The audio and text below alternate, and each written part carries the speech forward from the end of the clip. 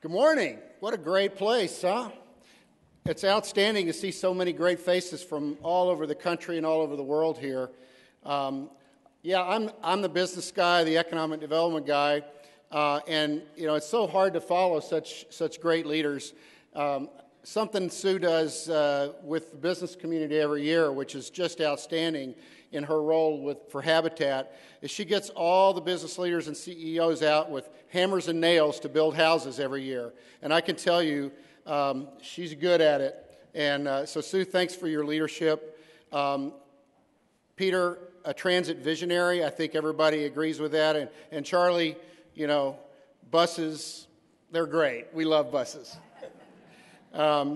So the 16-county metropolitan statistical area, we call it Greater MSP. Over $230 billion a year in gross regional domestic product. If we were a country, we'd be the 40th largest country in the world. As an economy, we're about the same size as the Ukraine and as Denmark. So we're a pretty big deal, and we like to tell that story. It's a great place, and I'm proud to have the honor to be the chief salesperson and cheerleader for this region. This means that we get to work with hundreds and hundreds of companies that are looking to expand their business here or to locate business activities here.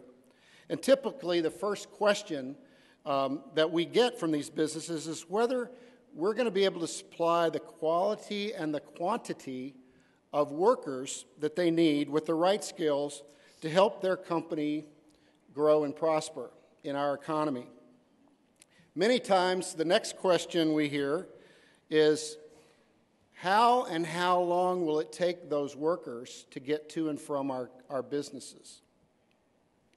And depending on what business we're talking to, we're frequently asked about how easily it will be to move the goods and services that the business provides. So, transit and transportation play a critical role in all of these issues, and thus is central to our ability as a globally competitive region to compete on a global basis. We do compete on a global playing field every day, and our region has a real opportunity to lead the world in solving some of its most critical issues that it's going to be facing in the next 100 years.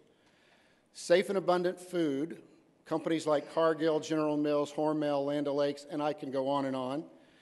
Clean water, Ecolab, Pentair, GE WaterTech, Dow Water, and health solutions, United Health Group, Mayo Clinic, University of Minnesota, Medtronic, etc. So we're making a big impact already in the global economy in these areas. We have the business ecosystem and business success creation that can change the world in the next 100 years, but only if we have all the pieces put together. We need to succeed in attracting and retaining world-class talent that's smart, innovative, and savvy. Fortunately, today, we're proud that our workforce is one of the most outstanding in the world, but we know that we must maintain it. We're keeping our eye on, as you are in your regions, what we see as being an impending talent shortfall. Baby boomers retiring, we're also seeing a shift in the skills necessary to help businesses thrive. These two factors are leading to what we believe will be a significant talent shortage in the next 10 years. And our region is already experiencing it. McKinsey & Company projects that almost every area of the world will be experiencing a workforce shortage, which will impact economic growth in the coming decade. It's fueling competition for talent unlike we've ever seen. In order to allow our economy to grow and prosper, we need to ensure that ours is a region where workers will want to live. To help address this, we recently convened a talent task force with the goal of setting a strategy to continue attracting and retaining our talent. It's composed of both individuals from public and private sector institutions. So we recently conducted a fairly broad survey of thousands among millennials, the workforce of the future. to know where our region's strengths and opportunities exist in their minds. The results revealed that our region faces an obstacle attracting enough young workers, but we lead the country in retaining them. So we inquired, what makes our region one where people want to stay? And we learned it's because of our livability. We asked millennials what factors were important to them in selecting a home market and what their perception of Greater MSP, the region, was on those measures. Jobs and career opportunities was the most important factor, and fortunately, we scored very well on that measure. Quality of life factors such as recreation, entertainment, healthcare, arts, and culture were also important, and were also areas where our region did very well. Transportation and transit was also very important to this cohort. Over 90% of the people under age 40 said that having a variety of transportation options was very important or somewhat important to their decision on deciding where they would live for the next 3 to 5 years. Over 95% cited reasonable commute times as very or somewhat important. In fact, commute time was the second most important factor in choosing a place to live, and transportation and transit options was a top 5 factor. Simply put, having a robust network of transportation options will be absolutely critical to ensure the livability of our region and your regions in the future. This means we need the right mix of options, all the options that you know. And while it isn't an area where our region currently is perceived by millennials as being strong enough, it's an area where you've already heard we're making great strides.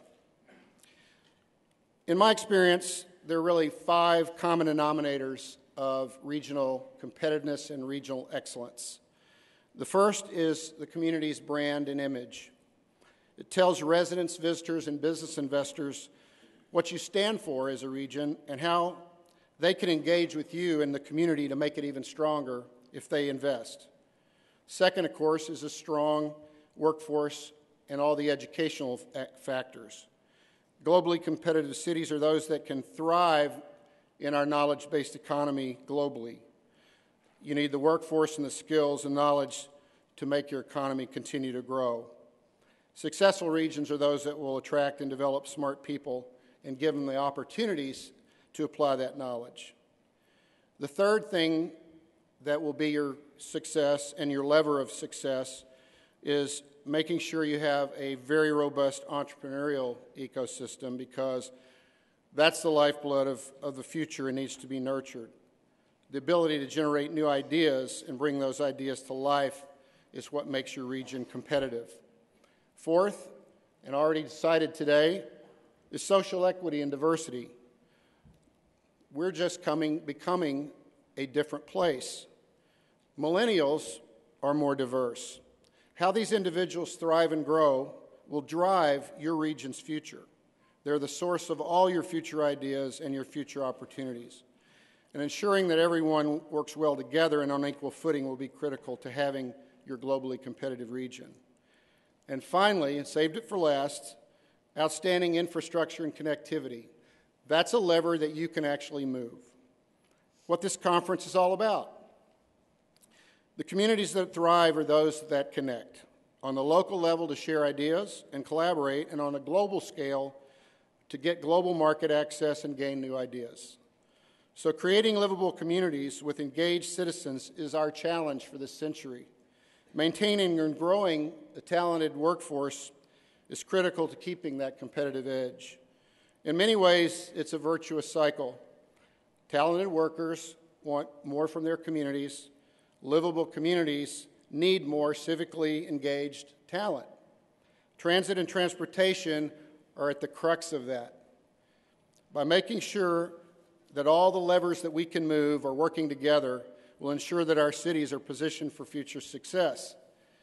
So thanks to all of you for the commitments that you're making and leadership that you're exhibiting in your own regions. Welcome again to Greater MSP, one of the greatest regions in the world. We look forward to working together with you and learning together this week. Thank you so much.